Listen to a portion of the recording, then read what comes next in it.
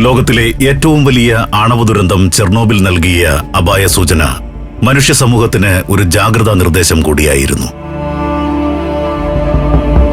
മുമ്പ് സോവിയറ്റ് യൂണിയന്റെ ഭാഗമായിരുന്നതും ഇപ്പോൾ യുക്രൈനിൽ സ്ഥിതി ചെയ്യുന്നതുമായ ചെർണോബിലിലെ ആണവ നിലയത്തിലുണ്ടായ അപകടം വിളിച്ചുവരുത്തിയ ദുരന്തമാണ്. 1986 ഏപ്രിൽ 26 പുലർച്ചെ 1:23 ചെർണോബിൽ പ്ലാന്റിലെ 4-ാം നമ്പർ ന്യൂക്ലിയർ റിയാക്ടർ പൊട്ടിത്തെറിച്ചത്. അപകടത്തിൽ 2 പേരും തുടർന്നുണ്ടായ ആണവ വികിരണത്തിൽ 28 പേരും മരിച്ചു. ജീവഹാനിയുടെ സംഖ്യ ചെറുതാണെങ്കിലും ഈ ആണവ ദുരന്തം പുറത്തുവിട്ട റേഡിയോ ആക്റ്റീവ് വികിരണങ്ങൾ പ്രദേശത്തെ മനുഷ്യജീവിതത്തിലും പരിസ്ഥിതിയിലും ഉണ്ടാക്കിയ പ്രത്യാഘാതങ്ങൾ അതീവ ഗുരുതരമായിരുന്നു. ചെർണോബിൽ ആണവ നിലയം നിന്ന പ്രദേശത്ത് അടുത്ത 20,000 വർഷത്തേക്ക് മനുഷ്യവാസം സാധ്യമല്ലെന്ന് ചില പഠനങ്ങൾ പറയുന്നു. റിയാക്ടർ ഡിസൈനിലെ പിഴവും സുരക്ഷാ മാനദണ്ഡങ്ങൾ കൃത്യമായി പാലിക്കാതെ ജീവനക്കാർ റിയാക്ടർ ഓപ്പറേറ്റ് ചെയ്തതുമാണ് ചെർണോബിൽ ദുരന്തത്തിന് വഴിതെളിച്ചതെന്ന് വേൾഡ് ന്യൂക്ലിയർ അസോസിയേഷൻ വിലയിരുത്തിയിട്ടുണ്ട്. റിയാക്ടറിലെ സ്ഫോടനത്തെ തുടർന്ന് അതിന്റെ കോറിലുണ്ടായിരുന്ന റേഡിയോ ആക്റ്റീവ് വസ്തുക്കളുടെ ഒരു ഭാഗം അന്തരീക്ഷത്തിലേക്ക് പടർന്നു. യൂറോപ്പിന്റെ പല ഭാഗങ്ങളിലും ഇതെത്തി. വികിരണമേറ്റ 5000-ഓളം പേർക്ക് തൈറോയിഡ് ക്യാൻസർ ബാധയുണ്ടായി. ചെർണോബിൽ പ്ലാന്റിന് ചുറ്റുമുള്ള പ്രദേശങ്ങളിൽ നിന്ന് 3.5 ലക്ഷം പേരെ ഒഴിപ്പിക്കേണ്ടി വന്നു. ആണവ നിലയത്തിന് 3 കിലോമീറ്റർ അകലെയായി പുതുതായി പണികഴിപ്പിച്ച പ്രിപ്പിയാറ്റ് പട്ടണത്തിൽ 49,000 താമസക്കാരുണ്ടായിരുന്നു. 15 കിലോമീറ്റർ അകലെയുള്ള പഴയ ചെർണോബിൽ നഗരത്തിൽ ഏകദേശം 12,500 പേരും. ന്യൂക്ലിയർ പ്ലാന്റിലെ 30 കിലോമീറ്റർ ചുറ്റളവിനുള്ളിൽ 1.5 ലക്ഷത്തോളം പേരാണ് ഉണ്ടായിരുന്നത്. യുക്രൈൻ തലസ്ഥാനമായ കീവിന് 130 കിലോമീറ്റർ വടക്കായി ബെലാറസ് അതിർത്തിയോട് ചേർന്നാണ് ചെർണോബിൽ ആണവ നിലയം. ചെർണോബിൽ ആണവ പ്ലാന്റിലെ 1ഉം 2ഉം റിയാക്ടറുകൾ 1970-നും 1977-നും ഇടയിലാണ് സ്ഥാപിച്ചത്. 3ഉം 4ഉം റിയാക്ടറുകൾ 1983 നിർമ്മാണം പൂർത്തിയായി. റിയാക്ടറുകളിലേക്ക് ജലം എത്തിക്കാൻ പ്രിപ്പിയാറ്റ് നദിക്കരയിൽ 22 ചതുരശ്ര കിലോമീറ്റർ വിസ്തൃതിയുള്ള ഒരു കൃത്രിമ തടാകവും പണിതു. സുരക്ഷാ മാനദണ്ഡങ്ങൾ പലതും ലംഘിച്ചു നടത്തിയ ചില പരീക്ഷണങ്ങളാണ് 1986 വൻ ആണവ ദുരന്തത്തിലേക്ക് നയിച്ചത്. 4ാമത്തെ റിയാക്ടറിൽ അറ്റകുറ്റപ്പണി നടത്താൻ നേരത്തെ നിശ്ചയിച്ചിരുന്നു. ആണവ നിലയത്തിലെ വൈദ്യുതി നിലച്ചാലും റിയാക്ടർ തണുപ്പിക്കാൻ കഴിയുമോ എന്ന പരീക്ഷണം നടത്താനും അന്ന് തീരുമാനിച്ചു. റിയാക്ടർ അടിയന്തിരമായി ഷട്ട് ഡൗൺ ചെയ്യുമ്പോൾ ഇതിന്റെ ഇന്ധന അറയിലെ ചൂട് കുറയ്ക്കാനായി വെള്ളം പമ്പ് ചെയ്യണം. ഇതിനുള്ള എമർജൻസി പമ്പുകളിലേക്ക് വൈദ്യുതി വിതരണം തടസ്സപ്പെട്ടാൽ പകരം വൈദ്യുതി നൽകുന്ന ജനറേറ്ററുകൾ അവയുടെ പൂർണ്ണശേഷിയിൽ എത്താൻ 1.5 മിനിറ്റ് സമയമെടുത്തിരുന്നു. അത് 30 സെക്കൻഡിൽ താഴെയായി കുറയ്ക്കാനുള്ള പരീക്ഷണങ്ങളാണ് നടന്നുവന്നത്. റിയാക്ടർ മെയിന്റനൻസിന് വേണ്ടി ഷട്ട് ഡൗൺ ചെയ്യുന്നതിന്റെ ഭാഗമായി 1986 ഏപ്രിൽ 25 ഡേ ഷിഫ്റ്റിൽ പരീക്ഷണങ്ങൾ നടത്താനാണ് തീരുമാനിച്ചിരുന്നത്. ആ ഷിഫ്റ്റിലെ ജീവനക്കാർ പരീക്ഷണത്തിന് വേണ്ട ഒരുക്കങ്ങളെല്ലാം യന്ത്ര സംവിധാനങ്ങളിൽ നടത്തി. പുതിയ വോൾട്ടേജ് നിയന്ത്രണ സംവിധാനം പരീക്ഷിക്കാൻ ഇലക്ട്രിക്കൽ എഞ്ചിനീയർമാരുടെ ഒരു സ്പെഷ്യൽ ടീമും എത്തിയിരുന്നു.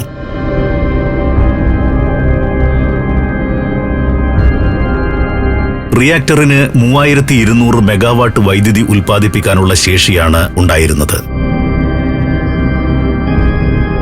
പുറത്തേക്ക് വിടുന്ന വൈദ്യുതിയുടെ അളവ് കുറയ്ക്കുന്ന പ്രക്രിയ അന്ന് വെളുപ്പിന് 1 മണിയോടെ ആരംഭിച്ചിരുന്നു. ഡേ ഷിഫ്റ്റുകാർ വന്നപ്പോഴേക്കും പുറത്തേക്ക് വിടുന്ന വൈദ്യുതിയുടെ അളവ് ശേഷിയുടെ 50% കുറച്ചു. പ്രധാന പരീക്ഷണം ഉച്ചകഴിഞ്ഞ് 2:15 നടത്താനാണ് തീരുമാനിച്ചിരുന്നത്. അതിനു മുന്നോടിയായി പല ഒരുക്കങ്ങളും മെയിന്റനൻസ് പ്രവർത്തനങ്ങളും നടത്തി. റിയാക്ടറിന്റെ കോറിനെ തണുപ്പിക്കുന്ന എമർജൻസി കൂളിംഗ് സിസ്റ്റം ഓഫാക്കി. ഇതിനിടെ സമീപത്തെ മറ്റൊരു വൈദ്യുതി നിലയത്തിൽ വൈദ്യുതി വിതരണം നിലച്ചു. പ്രദേശത്ത് വൈദ്യുതി വിതരണം കുഴപ്പമില്ലാതെ കൊണ്ടുപോകാൻ ചെർണോബിൽ നിലയത്തിലെ വൈദ്യുതിയും ആവശ്യമായിരുന്നു. ചെർണോബിൽ റിയാക്ടറിലെ വൈദ്യുതി ശേഷി കുറയ്ക്കുന്ന പ്രവർത്തനം നിർത്തിവയ്ക്കണമെന്ന് കീവ് ഇലക്ട്രിക്കൽ ഗ്രിഡ് കൺട്രോളർ ബന്ധപ്പെട്ടവരോട് അഭ്യർത്ഥിച്ചു. ഇതേ തുടർന്ന് റിയാക്ടറിലെ പരീക്ഷണം നീട്ടിവെച്ചു. ഡേ ഷിഫ്റ്റുകാർക്ക് പകരം ഈവനിംഗ് ഷിഫ്റ്റുകാർ ജോലിക്ക് വന്നു. എമർജൻസി കൂളിംഗ് സിസ്റ്റം അപ്പോഴും ഓഫായി കിടക്കുകയായിരുന്നു. ഇതിന്റെ സംരക്ഷണമില്ലാതെ റിയാക്ടർ 11 മണിക്കൂറോളം പ്രവർത്തിച്ചു. റിയാക്ടറിൽ പിന്നീടുണ്ടായ അപകടത്തിന് അടിസ്ഥാന കാരണം ഇതല്ലെങ്കിലും ആ പ്ലാന്റിൽ സുരക്ഷാ മാനദണ്ഡങ്ങൾ എങ്ങനെയാണ് പാലിക്കപ്പെട്ടിരുന്നത് എന്ന് വ്യക്തമാക്കുന്നതാണ് ഈ വീഴ്ച. ചെർണോബിൽ റിയാക്ടറിലെ പരീക്ഷണം തുടരാൻ രാത്രി 11 കഴിഞ്ഞപ്പോൾ കീവ് ഗ്രിഡ് കൺട്രോളർ അനുമതി നൽകി. അപ്പോഴേക്കും ഈവനിംഗ് ഷിഫ്റ്റുകാർ പോയി നൈറ്റ് ഷിഫ്റ്റുകാർ വരേണ്ട സമയമായി.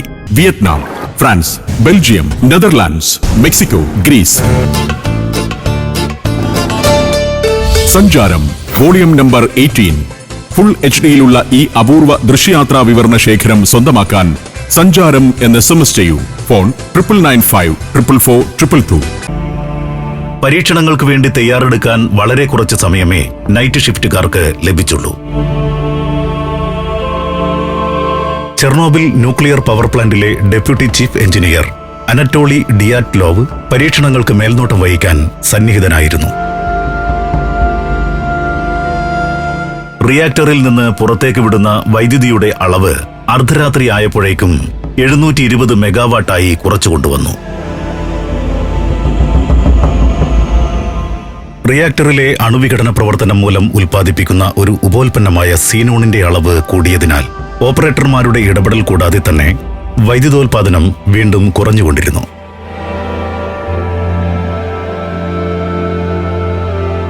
റിയാക്ടർ പോയ്സണിംഗ് എന്നാണ് ഈ പ്രക്രിയ അറിയപ്പെടുന്നത്.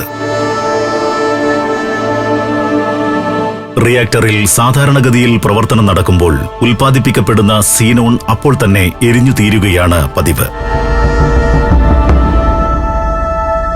വൈദ്യുതി ഉൽപാദനം 500 മെഗാവാട്ടായി കുറഞ്ഞപ്പോൾ റിയാക്ടറിന്റെ പവർ കൺട്രോൾ മാനുവലായി നിയന്ത്രിക്കാവുന്ന രീതിയിലേക്ക് മാറ്റി. ഏതോ സംവിധാനത്തിന്റെ തകരാർ മൂലം പെട്ടെന്ന് വൈദ്യുതോൽപാദനം 30 മെഗാവാട്ടായി താണു. അതോടെ പരീക്ഷണങ്ങൾക്ക് തടസ്സം നേരിട്ടു. വൈദ്യുതോൽപാദനം ഉയർത്താനായി ഓപ്പറേറ്റർമാർ റിയാക്ടറിലെ കൺട്രോൾ റോഡുകൾ പലതും മാറ്റി. അർദ്ധരാത്രി കഴിഞ്ഞ് 12:40 ആയപ്പോഴേക്കും വൈദ്യുതോൽപാദനം 160 മെഗാവാട്ടിലെത്തി. റിയാക്ടറിൽ പലവിധ പ്രവർത്തന തകരാറുകളുടെ സിഗ്നലുകൾ കൺട്രോൾ റൂമിൽ ലഭിച്ചു.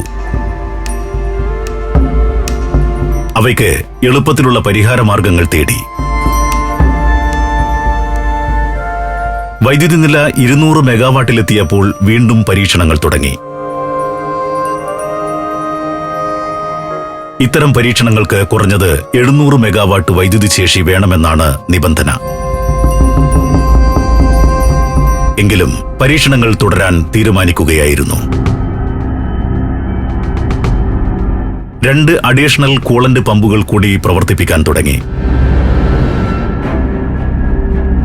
ഇതേ തുടർന്ന് റിയാക്ടർ കോറിലെ താപനില ഗണ്യമായി കുറഞ്ഞു.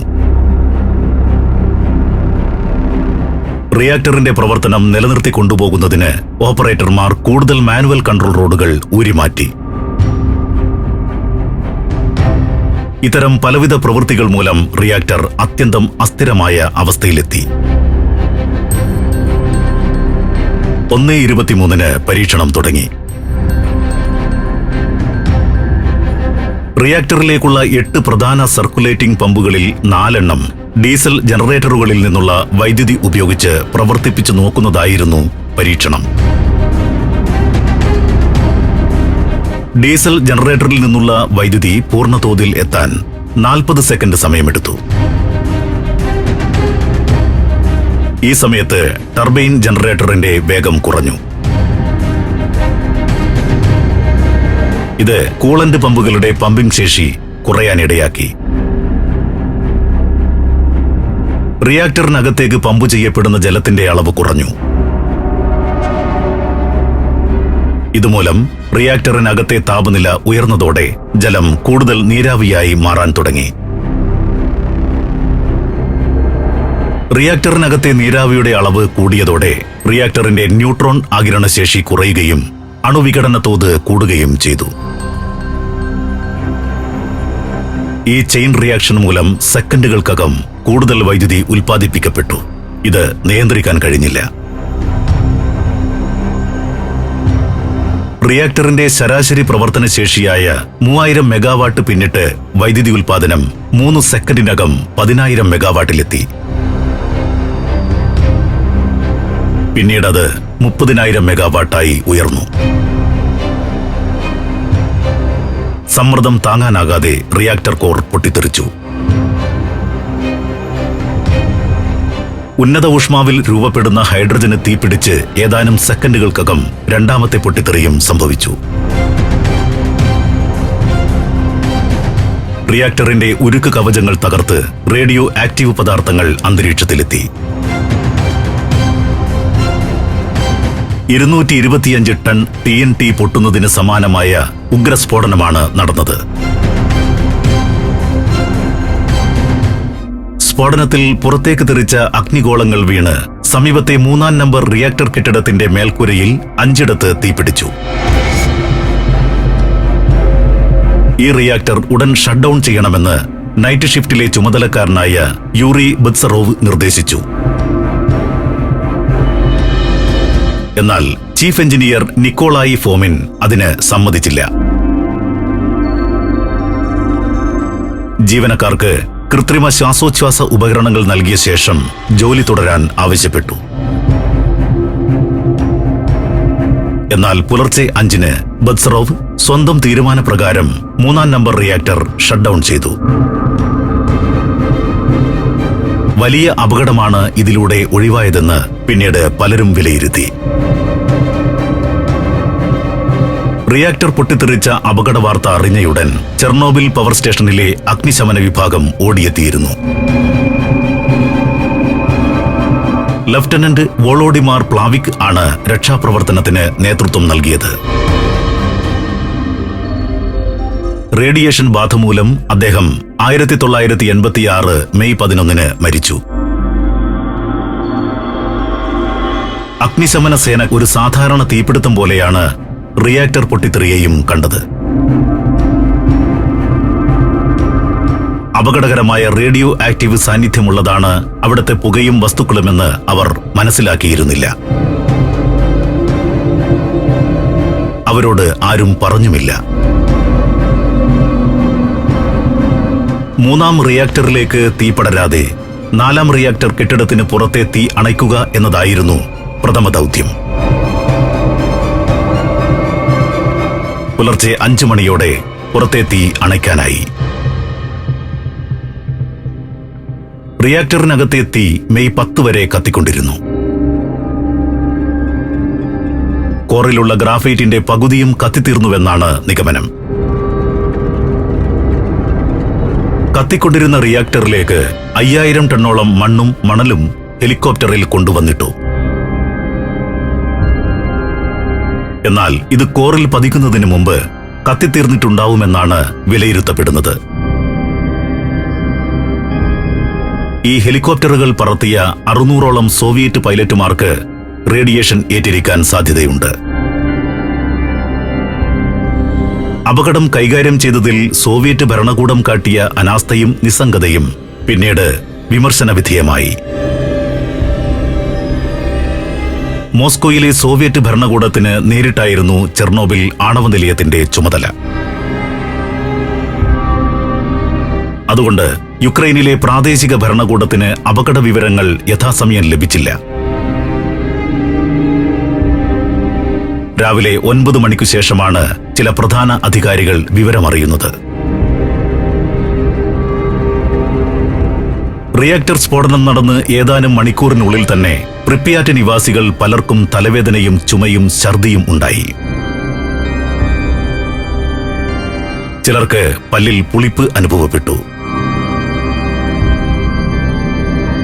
എങ്കിലും കാര്യമറിയാതെ അവർ ദിനചര്യകളിൽ മുഴുകി. വൈകുന്നേരം ആയപ്പോഴേക്കും 56 പേർ ആശുപത്രിയിൽ പ്രവേശിപ്പിക്കപ്പെട്ടു. 2 പേർ മരിച്ചു. ഏപ്രിൽ 27 ഉച്ചകഴിഞ്ഞ് 2-നാണ് പ്രിപ്യാറ്റിൽ നിന്ന് ജനങ്ങളെ മാറ്റിപ്പാർപ്പിക്കാൻ ആരംഭിക്കുന്നത്. അത്യാവശ്യ സാധനങ്ങൾ മാത്രം എടുത്താൽ മതിയെന്നാണ് ആളുകളോട് പറഞ്ഞത്. ആവശ്യമുള്ള പല വസ്തുക്കളും വീടുകളിൽ ഉപേക്ഷിക്കപ്പെട്ടു. പിന്നീട് മാസങ്ങൾക്ക് ശേഷമാണ് അവയിൽ ചിലത് വീണ്ടെടുക്കാൻ കഴിഞ്ഞത്. അപകടം നടന്ന് 10 ദിവസത്തിനു ശേഷം ന്യൂക്ലിയർ പ്ലാന്റിന് 30 കിലോമീറ്റർ ചുറ്റളവിലുള്ള എല്ലാവരെയും ഒഴിപ്പിച്ചു. ചെർണോബിലിന് 1000 കിലോമീറ്റർ അകലെയുള്ള സ്വീഡനിലെ ഫോസ്മാർക്ക് ന്യൂക്ലിയർ പവർ പ്ലാന്റിൽ ഏപ്രിൽ 28-ന് ആണവ വികിരണത്തിന്റെ സൂചനകൾ ലഭിച്ചു. ഇതേ തുടർന്ന് നടന്ന അന്വേഷണത്തിലാണ് ചെർണോബിലിൽ ആണവ ദുരന്തമുണ്ടായ കാര്യം പുറത്തറിയുന്നത്. സോവിയറ്റ് യൂണിയൻ ആദ്യം സംഭവം നിഷേധിക്കുകയായിരുന്നു.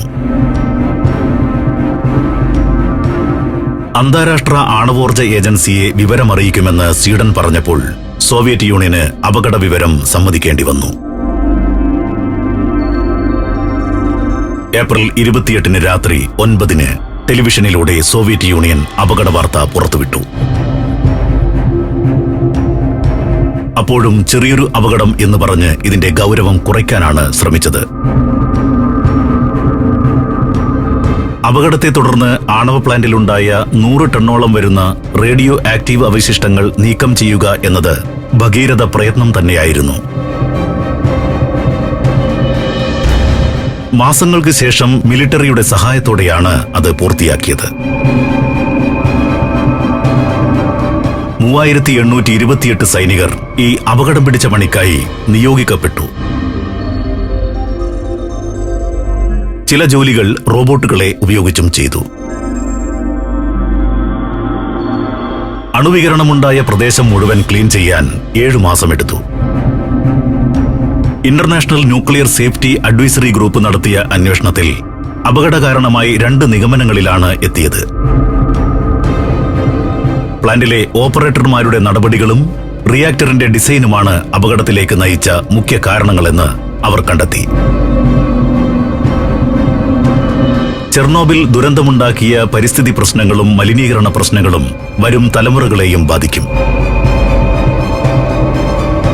ജപ്പാനിലെ ഹിരോഷിമയിലും നാഗസാക്കിയിലും വർഷിക്കപ്പെട്ട അണുബോംബുകൾ പുറത്തുവിട്ടതിന്റെ 400 മടങ്ങ് റേഡിയോ ആക്റ്റീവ് വസ്തുക്കളാണ് ചെർണോബിൽ അപകടം പുറത്തുവിട്ടത്.